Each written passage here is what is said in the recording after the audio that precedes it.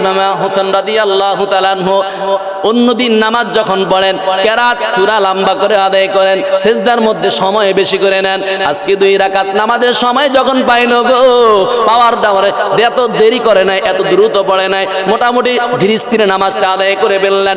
ডাক দিয়ে বলে, এই হোসেন রাদিয়াল্লাহু তাআলা আনহু, প্রতিদিন আপনি নামাজ ধীরে ধীরে পড়েন, আজকে কেন নামাজে টাকতে বললেন? ইমাম হোসেন ডাক দিয়ে বলে, দুনিয়ার মানুষ রে, ও বেঈমানরা বেঈমানরা, তোমরা যেন এই কথা না বলতে পারো আওলাদে রাসূল মৃত্যুর ভয়ে বড় লম্বা কেরাত ধরেছে, বড় লম্বা সিজদা দিয়েছে, এই জন্য আমি তাড়াতাড়ি করে নামাজ আদায় করে ফেললাম। বলেন না সুবহানাল্লাহ। তাহলে বোঝা গেল মৃত্যু চলে আসবে, পাশের বংশে চলে যাবেন, আপনার বিপদ আসবে, নামাজ ছাড়া যাবে মরণ সামনে। শত্রু বাহিনী গলার মধ্যে ছুরি ধরে রাখছে, ছুরি চালায়, ছুরি ঢুকে না, ধারালো ছুরি গলার মধ্যে লাগায়, ছুরি যায় না। কারণ দয়াল নবী দিন রাতে নাতিদেরকে মহাব্বত করেছেন, ভালোবেসেছেন। গলার মধ্যে, বুকের মধ্যে, ঠোঁটের মধ্যে দয়াল নবী চুমু খেয়েছেন। নবীর জবান যেখানের মধ্যে লাগছে, হাজারো চেষ্টা করলে সেখানে ছুরি লাগাইতে পারবে? লাগে না, লাগে না বলে রে। এই তারপরে তারা কি করলেন? গর্দানটা আলাদা করতে পারে না, না করার কারণে চিন্তা করলেন ইমাম হোসেন রাদিয়াল্লাহু তাআলা আনহুর মাথা মোবারকটা তারা জমিনে বালুর মধ্যে পুঁতে ফেলছেন। বলেন না নাউজুবিল্লাহ। বালুর মধ্যে যখন পুঁতে ফেললেন, তারপরে সম্ভব না। ইমাম হোসেন ডাক দিয়া বলে, এই ইয়াজিদ বাহিনী, আমার মাথা মোবারক বালির মধ্যে লাগলে তোমরা আমারে আলাদা করতে পারবা না। আমার চেহারাটা আমার নানার রওজার দিকে তোমরা ফিরে দাও, আমি আমার নানাকে নালা বলে ডাক দিব, আর পিছন দিয়ে আমার গর্দানটা আলাদা করে ফেলবে। বলেন না আল্লাহু আকবার। দিলেন উবাইদুল্লাহ ইবনে জিয়াদকে নতুন গভর্নর বানায়া দিলেন কুফা নগরীর। আগের পূর্বে যে যিনি ছিলেন আহলে বায়তের প্রেমিক, মহব্বত, ভালোবাসা, তাকে সরাইয়া নতুন করে উবাইদুল্লাহ ইবনে জিয়াদকে কুফা নগরের গভর্নর বানায়া দিলেন। এই কি করলো?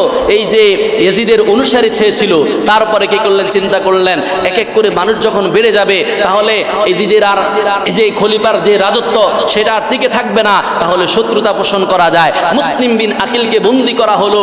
এই কার নির্দেশে? ওই ইয়াজিদের নির্দেশে তাকে বন্দী করা হোক। এদিক দিয়ে চিঠি পাঠিয়ে দিলেন, ওই দিক দিয়ে আওলাদে রাসূল হুসাইন রাদিয়াল্লাহু তাআলা আনহু চিঠি পাইয়া কাফেলা নিয়ে রওনা হয়ে গেলেন। বলেন সুবহানাল্লাহ।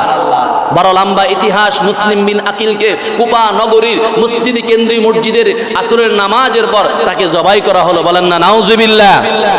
এরা কি মুসলমান? এদের মাথার মধ্যে পাগড়ি, হাতের মধ্যে তসবিহ, লম্বা জুব্বা, কপালের মধ্যে দাগ পড়ে গেছে। আওলাদে রাসূলকে হত্যা করে তারা আসরের নামাজ জামাত আদায় করেছে। বলেন নাউজুবিল্লাহ। মুনাফিক নামাজ পড়বে, আপনি মনে করবেন হাইরি তার ইবাদত এত সুন্দর, আমার ইবাদত তার কাছে কম, আমার যে ইবাদত তার যে ইবাদত কখনো মিলে না। সে হয়তো জান্নাতে চলে যাবে। তাদের আখলাক, তাদের চরিত্র, তাদের কথাবার্তা, তাদের দান, তাদের লেবাস, তাদের সিরাত, তাদের সুরত থাকবে নবী রাসূলদের মতো, কিন্তু অন্তরে থাকবে আহলে বায়তের দুশমন। বলেন নাউজুবিল্লাহ। বাবারা আমার, পরে যখন নিযুক্ত করা হলো, মুসলিম বিন আকিলকে হত্যা করা হলো, তার 2টা সন্তান পালায়ে গেলে এখান থেকে, সন্তানগুলা মেরে ফেলবে। চিন্তা, হুসাইন যেন না আসে, কুফা নগরীর মধ্যে আসলে আহলে বাইত সদস্যদেরকে হত্যা করে ফেলবে।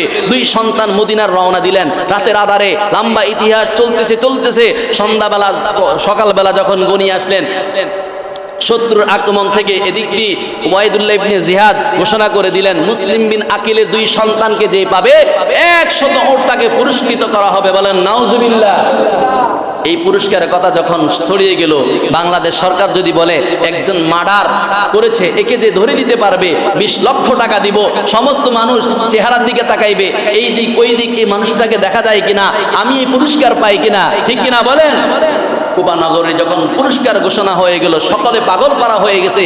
বাড়িঘর দূর ছেড়ে দিয়ে সন্তানদের খোঁজে পুরস্কারের আশায় সবাই বাড়ি থেকে নেমে গেল যুবকেরা। এদিক দিয়ে যখন সারা রাত ছোট মানুষ, সুন্দর ফুটান্ত গোলাপ, এরা হাঁটতে হাঁটতে পা ব্যথা হয়ে গেল। আয়েশা একটা গুহার ভিতরে আশ্রয় নিল। সকালবেলা ওই কুফা নগরী থেকে একটু বহুদূর এক বাড়ির কিনারায় যখন তারা আশ্রয় নিল গুহার ভিতরে, 2 ভাই সারা রাত ঘুমাইতে পারে নাই, ব্যথায় যন্ত্রণা, একটু গুনগুন করে কান্নার আওয়াজ। ওই বাড়ির কাজের মেয়ে আয়েশা দেখতেছেন ছোট বাচ্চারা কান্না করে, কি হয়েছে তোমাদের? যায়া মালিককে ডাকলেন। ডাকেন পরে হারেস, তার নাম ছিল হারেসের বিবি রে, এ এ বাড়িওয়ালা মা, বাড়িওয়ালা, আপনার তো কোনো সন্তান নাই, আপনার কোনো বাচ্চা নাই, দুইটা ছোট্ট সন্তান, এদের দেখতে এত সুন্দর, এদেরকে আপনি নিয়ে আসেন। মহিলা এসে দেখতেছে আসলেই সুন্দর, এরা মদিনা মুনাওয়ারার মানুষ, নবীর আহলে বায়েত, এদের সুন্দর চেহারা, বলেন না সুবহানাল্লাহ। দেখতে যখন পেলেন, দেখার পরে মহিলা ঘরের মধ্যে নিয়ে নিলেন। বলল, বাবা তোমাদের বাড়ি কোথায়, তোমাদের ঘর কোথায়? বলছে আমাদের বাড়ি মদিনা মুনাওয়ারা, আমরা হলাম ইমাম হোসেন রাদিয়াল্লাহু তাআলা আনহুর বংশধর, আমাদেরকে উবাইদুল্লাহ ইবনে জিহাদ হত্যা করার জন্য পুরস্কার ঘোষণা করে দিল, আপনি আমাদেরকে আজকে দিনটা রাখেন, রাতের আধারে মদিনা মুনাওয়ারার রাস্তা আমাদেরকে দেখাইয়া দিবেন, বলেন না সুবহানাল্লাহ। মহিলা সুন্দর করে আদর করে গোসল করে খাওয়াইয়া ঘুম পাড়াইয়া দিলেন তার রশিগর অথবা পাকঘরের কিনারায়। স্বামী হারেস আয়েশা ক্লান্ত হয়ে গেলেন, খুঁজে পেলেন না। বউকে বলতেছে, বিবি আমার, তুমি আমার খাবার দাও। খাবার দিলেন, খাইতেছে। ইতিমধ্যে ওই দুই ভাই স্বপ্নে দেখতে পেলেন তার বাবারে দে উবাইদুল্লাহ ইবনে জিয়াদের নির্দেশে জবাই করা হলো, হত্যা করা হলো, বলেন না নাউজুবিল্লাহ। দুই ভাই ঘুমিয়ে আছে, স্বপ্নে দেখতেছেন বাবাকে জবাই করতেছে। আর বাবা বলতেছে, রে সন্তানরা যাও, আহলে বায়েত ইমাম হোসেন রাদিয়াল্লাহু তাআলা আনহু যেন কুফা নগরীর মধ্যে না আসে, খবরটা পৌঁছায়া দাও। দুই ভাই আরেক ভাইয়ের গলায় ধরে কান্নার আওয়াজ, বলেন সুবহানাল্লাহ। এইদিকে আরে শুনে ফেলল কান্নার আওয়াজ। বিবিরে বলল, বিবি এত সুন্দর মিষ্টি আওয়াজ কোথায় থেকে আসে? বলে পাশের ঘর থেকে। বলে না, আমাদের এলাকার বাচ্চাদের কান্না এত সুন্দর না। উঠে গেলেন, যায় দেখতেছেন দুইটা সন্তান সুন্দর। বলল, তোমাদের বাড়ি কোথায়? বলল, আমাদের বাড়ি তো ওইখানে। তারা তো আর বুঝে না, এই তো সন্তান, পুরস্কারের সন্ধানে তাদেরকে খুঁজতেছেন। বলছে, যাদের অপেক্ষায়, যাদের পরিশ্রমী করতেছি, ওই লোকগুলা যে আমার বাসার মধ্যে। দেরি আর করলো না, বিবি এদেরকে নিয়ে যাবো উবাইদুল্লাহ ইবনে জিয়াদের কাছে, গেলে 100 ওট আমাকে পুরস্কৃত করা হবে, বলেন নাউজুবিল্লাহ। সুরে শুনে না ধর্মের কাহিনী। বিবির আক্রমণ করলেন, কাজের ছেলেকে আক্রমণ করে সন্তানগুলাকে রাতের আধারে নিয়ে রওনা দিলেন কুফা নগরীর ফুরাত নদীর কিনারায় দিয়ে। চিন্তা করলেন, হাই রে, আমি দুইটা সন্তান নিয়ে রওনা দিলাম, হয়তো আমার চাইতে যদি সবল কোনো যুবক পেয়ে যায়, আমাকে আঘাত করে, আমাকে মেরে এই দুইটা সন্তান নিয়ে যাবে, সে পুরস্কৃত হয়ে যাবে। কৌশল অবলম্বন করলেন, তাদেরকে জিন্দা নেওয়া যাবে না, তাদেরকে জবাই করে তাদের কল্লাটাকে তার দরবারে হাজির করা হবে, বলেন নাউজুবিল্লাহ। বাবারা আমার, মর্মান্তিক ঘটনা 10 মুহররম আশুরার দিন কারবালার ময়দানে ঠিকই জবাই করে দিলেন। এক ভাইকে শোয়া দেয়, আরেক ভাই লাফ দিয়ে উঠে যায়, এরকম করে করে বুকের মধ্যে পাড়া দিয়ে এক ভাইকে জবাই করে দিলেন। আরেক ভাইকে জবাই করে যখন কল্লাটা, মাথাটা যখন সে ব্যাগের মধ্যে ঢুকাইয়া দিলেন, যখন রওনা দিলেন, পিছন দিয়ে ডাকতেছে, এই এজিদের ধ্বংসরা, আমাদেরকে তোমরা হত্যা করে ফেলছ। আর ডাক দিয়ে বলতে, হোসাইন কুফা নগরীর মধ্যে তোমরা এসো না। বলবেন, হুজুর কল্লা আলাদা করে ফেলছে, লাশে কিভাবে কথা বলে? কথা বলতে পারে কি পারে না? কোরআনের আয়াত, ওয়ালা তাকুলু লিমান ইউকতালু ফি সাবিলিল্লাহি আমওয়াত। আল্লাহ পাক বলে যে আমি আমার আল্লাহর রাস্তায় যারা শহীদ হয়ে যাবে, আমি আল্লাহর রাস্তায় যারা কুরবান হয়ে যাবে, কোরআনের জন্য, ইসলামের জন্য, রাসূলের জন্য, রাসূলের মুহাব্বতের ভালোবাসায় যদি কোনো উম্মত শহীদ হয়ে যায়, আল্লাহ পাক তাদেরকে বলেছেন তারা জীবিত। জীবিত, বলেন সুবহানাল্লাহ। বাল আহইয়াউ, বরং তারা জীবিত। ওয়ালাকিন লা তাশউরুন, তোমরা তাদেরকে জীবিত বলিও না, আল্লাহর শুকরগুজার বান্দাদের দলভুক্ত, বলেন সুবহানাল্লাহ। তখন যখন নিয়ে যাওয়া হলো এই উবাইদুল্লাহ ইবনে জিয়াদের দরবারে, হারেস যখন নিয়ে গেল, মাথাগুলা বলছে, উস্তাদ পুরস্কারের উদ্দেশ্যে মাথা দুইটা নিয়ে আসছি। তখন সে চিন্তায় পড়ে গেল, হাই রে, তারা বললাম দুইটা সন্তানকে জীবিত আনার জন্য, সে তাদের কল্লাকে আলাদা করে ফেলছে, এটা তো কোশ্চিনকালে সম্ভব হতে পারে না। তোমার তো বলি নাই কল্লা নিয়ে আসছে, তোমারে বলছি দেহ সহ জীবিত নিয়ে আসার জন্য। তারপরে গর্দান সাথে সাথে বলল, এই মুনাফিকের গর্দানটা আলাদা করে দাও, বলেন না নাউজুবিল্লাহ। লোভে পাপ, পাপে মৃত্যু। এই সন্তানকে জবাই করার পরে উবাইদুল্লাহ ইবনে জিয়াদের দরবারে দেরি আর করে নাই, বলছে আমি কিভাবে এই যে ইয়ার কাছে কারবালার ময়দানে যে ছিল ইয়াজিদের দরবারে কি জবাব দিব? আমাকে বলছে জিন্দা নেওয়ার জন্য, আর তুই হত্যা করে ফেললি। দেরি আর করে নাই, হারসের গর্দানটা আলাদা করে দিল, বলেন নাউজুবিল্লাহ। বাবারা আমার, লম্বা ইতিহাস। এদিক দিয়ে যখন কারবালার ময়দানে 10 মুহররম না, প্রথম দিন 1 মুহররম, 2 মুহররম, এরূপ করে করে করে 10 মুহররম, 9 মুহররম রজনী চলে আসলেন। আসার পূর্বে মাওলা আলী, মাওলা ইমাম হোসেন রাদিয়াল্লাহু তাআলা আনহুর পুরুষ সদস্যের মধ্যে মাত্র 4 জন সদস্য বাকি আছে। ইমামে আসগর, ইমামে আকবর, এরপরে জয়নাল আবদিন আর ইমাম হোসেন রাদিয়াল্লাহু তাআলা আনহু চারজন যখন যুদ্ধের ময়দানে একে যাইতেছেন, সন্তান শহীদ হইতে আসতেছেন, একজন যাইতেছে আরেকজন শহীদ হয়ে আসতেছে, 1000-ও বেশি সৈন্য সেনা বল্লম নিয়ে আছেন, তীর নিয়ে আছেন, তরবার নিয়ে আছেন। যুদ্ধ করতে করতে করতে মুনাফিকদের গর্দান আলাদা করে দেয়। 100 জন মানুষের সাথে 1000 মানুষের সাথে একজন সৈন্য কখনো সম্ভব না বিজয় করা, ঠিক কিনা বলেন? যুদ্ধ করে করে ইমামে আসগর ইমামে আকবর রাদিয়াল্লাহু তাআলা আনহু যখন যুদ্ধের ময়দানে শহীদদের দরবারে চলে গেলেন, যুদ্ধ করে করে যখন বাবার দরবারে শিবিরে আসলেন, বাবা একটু আমারে পানি দাও, তোমার কাছে আমি একটা জিনিস চাই। বলে, বাবা কি আমার কাছে চাও? যদি একটু লোটার ভিতরে যে পানি আছে ঘরের ভিতরে অথবা পুরাত নদীর কিনারায় থেকে একটু পানি যদি আমি পান করতে পারি, 1000 সৈন্য কাফেরকে আমার তরবারে দিয়ে আলাদা করে দিতে পারবো। বলেন সুবহানাল্লাহ।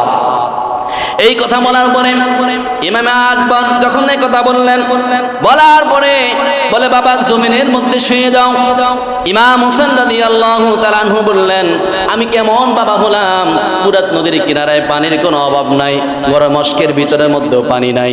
আমার সন্তান আমার কাছে পানি চাইলো, এক ফোঁটা পানি আমি দিতে পারলাম না। আমার মতো হতাভাগা বাবা দুনিয়ার জমিনে আর কেউ হতে পারে না। বলছে, বাবা জমিনের মধ্যে শুয়ে যাও। শুয়ে যাওয়ার পরে সন্তান যখন শুয়ে গেলেন, সন্তান চিন্তা করলেন হয়তো আমার একটু পানি দিবে, আমার তৃষ্ণা নিবারণ হয়ে যাবে, আমার কলিজা ঠান্ডা হয়ে যাবে। ইমাম হোসেন রাদিয়াল্লাহু তাআলা আনহু তার জিহ্বা মোবারকটা সন্তানের মুখের মধ্যে ঢুকাইয়া দিলেন। বলেন আল্লাহু আকবার। জিহ্বা যখন ঢুকাইয়া দিলেন, এই ইমাম ডাক দিয়া বলে, বাবা ও বাবা, আমি ভাবছিলাম আমার জিহ্বার চাইতে তোমার জিহ্বার মধ্যে পানি থাকবে। আমি তোমাকে বাবা বলে ডাক দিলাম, পানি চাইলাম। তোমার বাবা আলী রাদিয়াল্লাহু তাআলা আনহু দুনিয়ার জমিনে নাই, তুমি তো তোমার বাবার ডাক দিতে পারো নাই। ও বাবা, তুমি চিন্তা করো না, আমার জন্য শাহাদাতের নজরানা অপেক্ষা করতেছে। বলেন সুবহানাল্লাহ। উঠে গেলেন, ডাক দিয়া বলে, আমার জিহ্বার চাইতে আমার বাবার জিহ্বা এত শুকনো, তারা পানির জন্য হাহাকার হয়ে গেল। যেই পুরাত নদীর পানি বিচ্ছু খায়, বনের হরিণ খায়, গরু খায়, মহিষ খায়, কাফের বেঈমানরা খেতে পারে। যারা জান্নাতের যুবকদের সরদার হবে, যারা আমাদের সকলের নেতা হবে, এদেরকে এক রত্তি পানি দিল না, নির্মমভাবে হত্যা করেছে। বলেন নাউজুবিল্লাহ। এদের গুণগান গায়, আছে না নাই? একদল আছে যে ইমাম হোসেন রাদিয়াল্লাহু তাআলা আনহু তার দোষ ছিল, এরপরে এজিদের কোনো দোষ ছিল না। এজিদে নামাজ পড়েছে, এজিদে হজ করেছে, এজিদে তেলাওয়াত করেছে, জিকির করেছে, এজিদের প্রশংসা মিম্বারের মধ্যে বলে। তবে ইমাম হোসেনের একটা কথা তার মুখ দিয়ে আসে না। বোঝা গেল সে হোসাইনি মুসলমান নয়, সে এজিদ মার্কা মুসলমান, ঠিক কিনা বলেন? ইসলাম হোতা হায় কারবালা কি হাতে।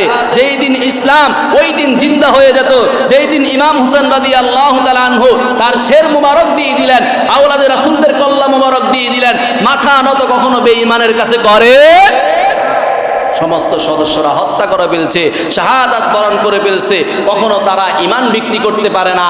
আজকের মুসলমান আমরা এমন হয়েছি, টাকার বিনিময়, ক্ষমতার বিনিময় মিথ্যা বলি, ঈমান আমাদের বরবাদ হয়ে যায়। আছে না নাই?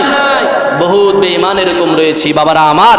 এই জন্য যখন এই মাওলা আকবর যখন চলে গেলেন, শাহাদাত হয়ে গেলেন, 6 বছরের শিশু শহর বানু ইমাম হোসেন রাদিয়াল্লাহু তাআলা আনহুর স্ত্রী তখন ডাক দিয়ে বলল, স্বামী আমার 6 বছরের শিশু, আমার দুগ্ধ শুকায় গেল, আমার জিহ্বার মধ্যে কোনো পানি নাই, কলিজা শুকায় গেছে।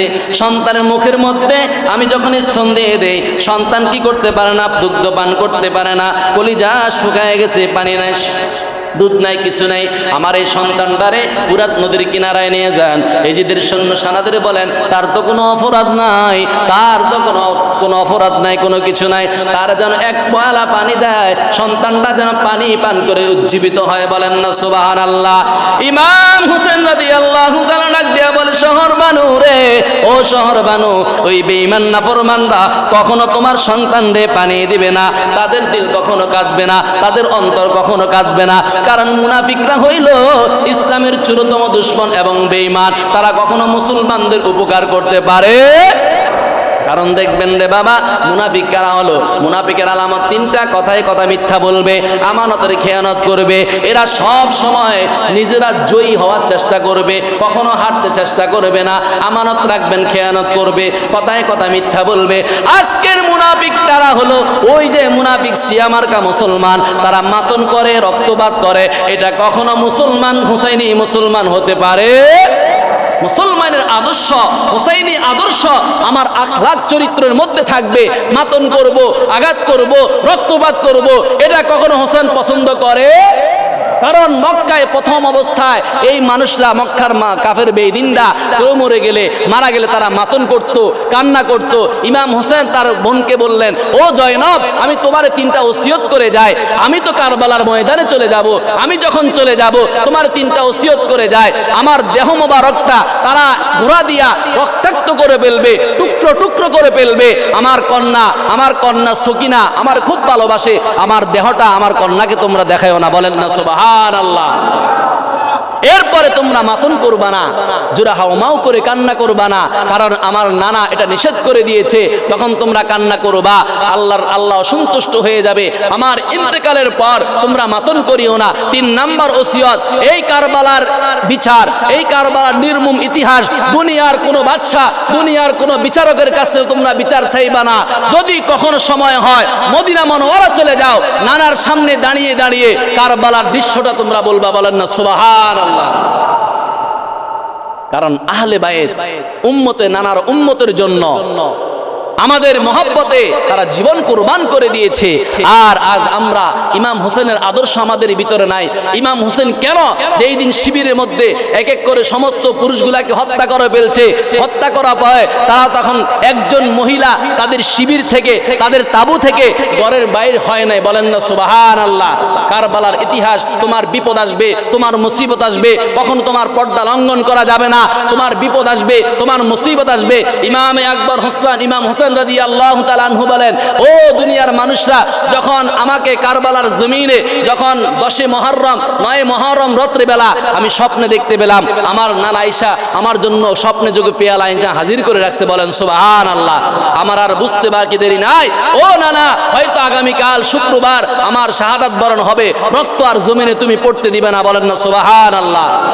বোনকে বললেন, জয়নব, আমারে তরবারিটা দাও, আমার নানার পাগড়ি মোবারকটা দাও, আবা দাও। যখন দেওয়ার পরে বিদায় নিয়ে গেলেন, তোমাদেরকে আমি আল্লাহর হাওলা করে গেলাম। তোমাদেরকে বলল, ভাই, মাথার মধ্যে জয়নব রাদিয়াল্লাহু তাআলা আনহু মায়ের বুকের মধ্যে মাথা রেখে আমাদেরকে তুমি এখানে রেখে যাচ্ছ। তোমার একটা সন্তান জয়নাল আবদিন, আর কোনো পুরুষ এই শিবিরের ভিতরে নাই, এই কারবালার তাবুর ভিতরে নাই। আমাদের কি হবে? বলছে, যাও, তোমরা চিন্তা করিও না, তোমাদেরকে আমি আল্লাহর হাওলা করে গেলাম। বলেন সুবহানাল্লাহ। ইমাম হোসেন রাদিয়াল্লাহু তাআলা আনহু যখন কারবালার ময়দানে চলে গেলেন, 123টা তীরের আঘাত, 21টা বর্ষার আঘাত, 33টা তরবারির আঘাত, খণ্ড বিখণ্ডিত হয়ে গেছে ইমাম হোসেন রাদিয়াল্লাহু তাআলা আনহুর দেহ। বলেন না নাউজুবিল্লাহ। তাই কেমন মুসলমান? কিতাব প্রমাণ করে ইমাম হোসেনের গর্দান আলাদা করার পরে এরা এখানের মধ্যে আসরের নামাজ জামাতে আদায় করেছে। বলেন নাউজুবিল্লাহ। এরকম মুসলমান আছে না নাই? নামাজ পড়ে, আল্লাহ বিল্লাহ সব করে, কিন্তু ইমানের মধ্যে গোলমাল, ইমানের মধ্যে ডিস্টার্ব আছে না নাই? কারবালার করুণ কাহিনী কেমনে ভুলা যায়? কারবালার, সবাই, কারবালার করুণ কাহিনী কেমনে ভুলা যায়?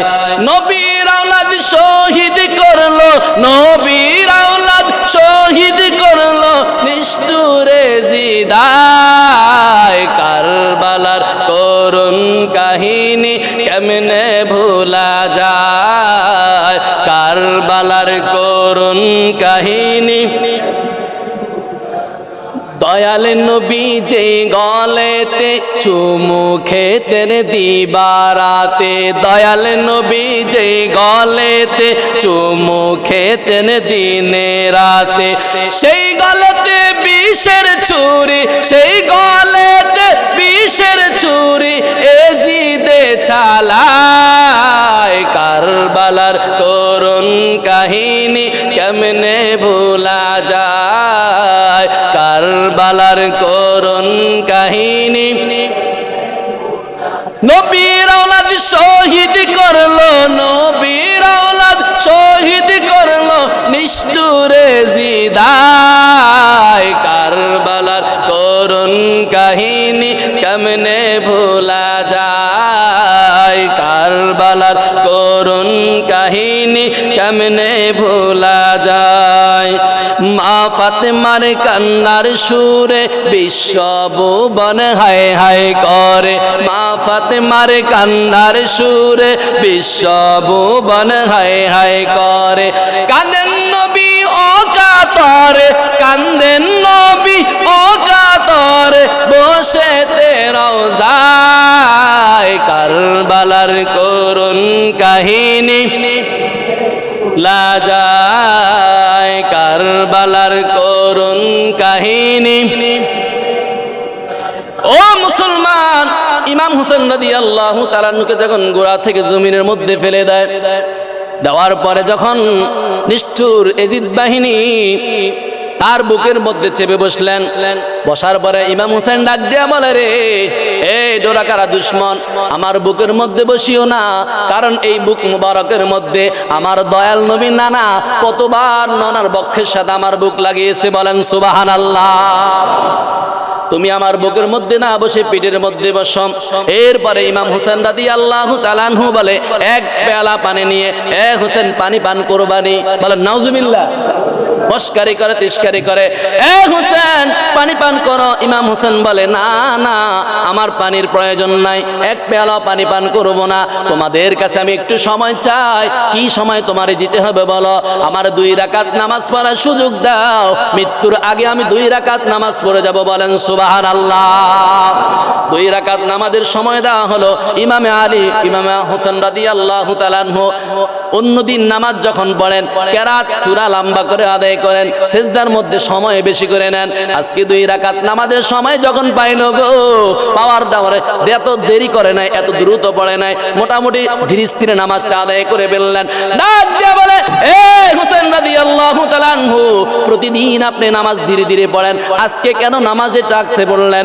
ইমাম হোসেন ডাক দিয়ে বলে, দুনিয়ার মানুষ রে, ও বেঈমানরা বেঈমানরা, তোমরা যেন এই কথা না বলতে পারো আওলাদে রাসূল মৃত্যুর ভয়ে বড় লম্বা কেরাত ধরেছে, বড় লম্বা সেজদা দিয়েছে, এই জন্য আমি তাড়াতাড়ি করে নামাজ আদায় করে ফেললাম, বলেন না সুবহানাল্লাহ। তাহলে বোঝা গেল, মৃত্যু চলে আসবে, পাশের বংশে চলে যাবেন, আপনার বিপদ আসবে, নামাজ ছাড়া যাবে। মরণ সামনে, শত্রু বাহিনী গলার মধ্যে ছুরি ধরে রাখছে, ছুরি চালায়, ছুরি ঢুকে না, ধারালো ছুরি গলার মধ্যে লাগায়, ছুরি যায় না। কারণ দয়াল নবী দিন রাতে নাতিদেরকে মহাব্বত করেছেন, ভালোবেসেছেন। গলার মধ্যে, বুকের মধ্যে, ঠোঁটের মধ্যে দয়াল নবী চুমু খেয়েছেন। নবীর জবান যেখানের মধ্যে লাগছে, হাজারো চেষ্টা করলে সেখানে ছুরি লাগাইতে পারবে? লাগে না, লাগে না বলে রে। এই তারপরে তারা কি করলেন? গর্দানটা আলাদা করতে পারে না, না করার কারণে চিন্তা করলেন, ইমাম হোসেন রাদিয়াল্লাহু তাআলা আনহুর মাথা মোবারকটা তারা জমিনে বালুর মধ্যে পুঁতে ফেলছেন, বলেন না নাউজুবিল্লাহ। বালুর মধ্যে যখন পুঁতে ফেললেন, তারপরে সম্ভব না। ইমাম হোসেন ডাক দিয়া বলে, এই ইয়াজিদ বাহিনী, আমার মাথা মোবারক বালির মধ্যে লাগলে তোমরা আমারে আলাদা করতে পারবা না। আমার চেহারাটা আমার নানার রওজার দিকে তোমরা ফিরে দাও, আমি আমার নানাকে নালা বলে ডাক দিব, আর পিছন দিয়ে আমার গর্দানটা আলাদা করে ফেলবে, বলেন না আল্লাহু আকবার। বাবারা আমার, কি দৃশ্য! একের পর সন্তান, ভাগিনা, নিজের পেটের সন্তান, বোনের সন্তান, এক এক করে আহলে বায়েত 72 জন সদস্যকে তারা নির্মমভাবে হত্যা করে ফেলছে। এরা কখনো ঈমানদার হতে পারে?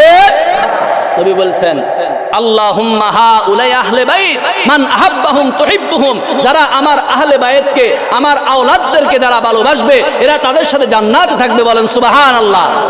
ওয়ায়ুতাহহিরুকুম তাতহীরা, আমি আল্লাহ আহলে বায়েতকে পবিত্র করে দিলাম, বলেন সুবহানাল্লাহ। তাহলে আজকে তো তারা আমাদের কাছে নাই। তাদের মায়ায়, তাদের বিয়োগে যদি আমরা ব্যতীত হই, তারা যে নির্মমভাবে আঘাত পেয়েছে, এটা যদি শোনার পরে কোনো মুমিনের দিলে ধাক্কা দেয়, বোঝা গেল সে আহলে বায়েতের মহাব্বতকারী। আর দিলের মধ্যে যদি অনুতপ্ত না হয়, অনুশোচনা না হয়, দিলের মধ্যে ধাক্কা না লেগে, বোঝা যাবে আপনি আহলে বায়েত হন নাই, আপনি আওলাদে রাসূলের মহাব্বত দিলের মধ্যে নাই, আপনার দিলের মধ্যে এজিরি শয়তান বসে আছে, বলেন নাউজুবিল্লাহ। এই এজিদের মৃত্যু কিভাবে হয়েছে জানেন? ইতিহাস প্রমাণ করে। এই এজিদের মৃত্যু এমন ভাবে হয়েছে, শুধু কেমন বেয়াদবি করছে হোসেন রাদিয়াল্লাহু তাআলা আনহুর সাথে। যখন হোসেন রাদিয়াল্লাহু তাআলা আনহুর দেহ মোবারক আলাদা করলেন, করার পরে তার কল্লাটা আলাদা করলেন, এরপরে দেহ মোবারকের মধ্যে ঘোড়া, দ্রুতগামী ঘোড়ার পায়ের মধ্যে দেহটা লাগাইয়া দিলেন। লাগাইয়া দেওয়ার পরে দেহ নিয়ে যখন দ্রুতগামী ঘোড়া দৌড়াইতেছে, পিছন দিয়ে আরো কয়েকটা ঘোড়া লাগাইয়া দিলেন। পায়ের ইচ্ছায় পায়ের বাড়িতে বাড়িতে ইমাম হোসেন রাদিয়াল্লাহু তাআলা আনহুর দেহ মুবারকের মাংসগুলা ছিটে চতুর্দিকে চলে গেছে। বলেন নাউজুবিল্লাহ। বাবারা আমার, এই আহলে বায়েত কেন তারা জীবন দিয়েছেন? ইসলামের জন্য। কারণ এজিদি চাইছে গণতন্ত্র প্রতিষ্ঠিত না হোক, রাজতন্ত্র প্রতিষ্ঠিত হোক। কারণ রাজতন্ত্র যখন এখানে মধ্যে এই এলাকার মধ্যে যে রাজতন্ত্র কায়েম হয়ে যায়, 4-5 জন ফ্যামিলির সদস্যের কথাই সবকিছু চলবে, ঠিক কিনা বলেন?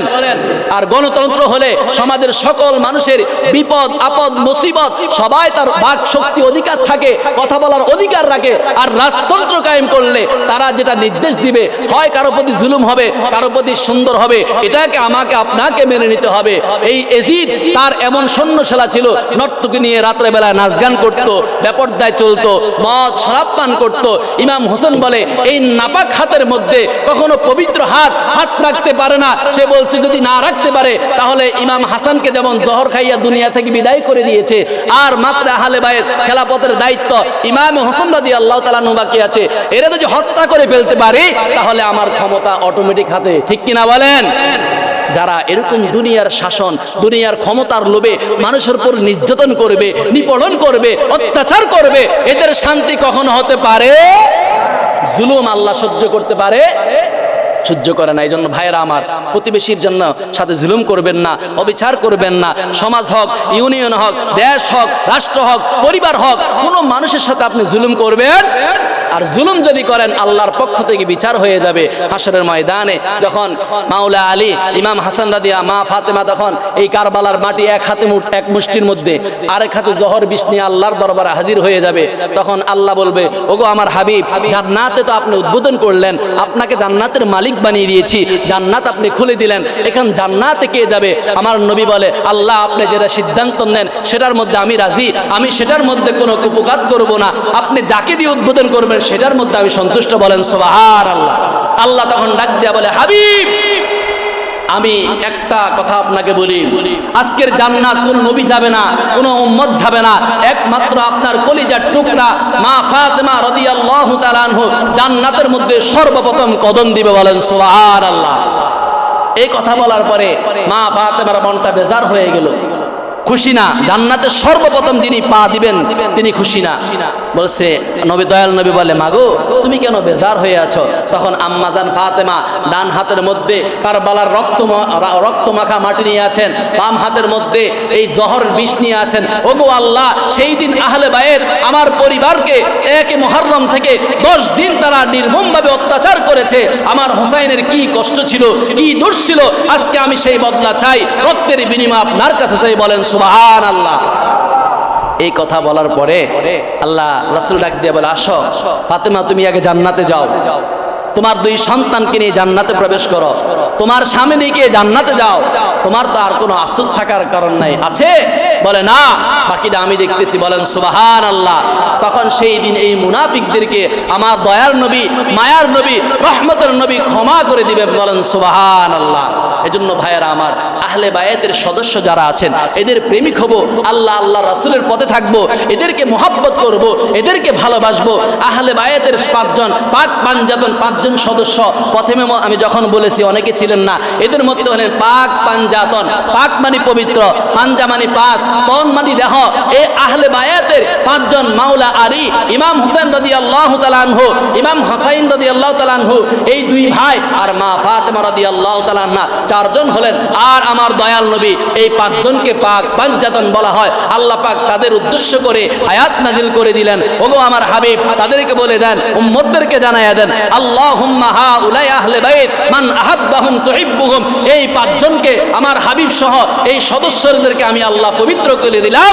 এদেরকে যারা মহব্বত করবে, এদেরকে যারা ভালোবাসবে, আমি আল্লাহ তাদের প্রতি সন্তুষ্ট হয়ে যাব। বলেন সুবহানাল্লাহ। তাহলে আমরা এজিদি মুসলমান হতে চাই না হোসাইনি মুসলমান? হোসাইনি মুসলমান হতে হলে নামাজ রোজা হজ যাকাত সব লাগবে। হোসাইনের মহব্বত দিলে আছে, এক ওয়াক্ত নামাজ নাই, এটা কি মহব্বত বলে? এটাকে বাটপার বলে। আহলে সুন্নাত ওয়াল জামাত দাবি করেন নামাজের সাথে সম্পর্ক নাই, রোজার সাথে সম্পর্ক নাই, হালালের সাথে সম্পর্ক নাই, পবিত্রতার মধ্যে সম্পর্ক নাই। এরকম ইবাদত ছেড়ে দিয়ে আহলে বায়াতকে ভালোবাসবেন মুখ দিয়া, দোকানে দোকানে, ঘরে ঘরে, রাস্তাঘাটে, কোনো লাভ হবে? সিরাতে শুরুতে আমলে যদি ভালোবাসতে পারেন তাহলে আপনি ইমাম হোসেনের সাথে জান্নাতে চলে যাবেন। বলেন সুবহানাল্লাহ।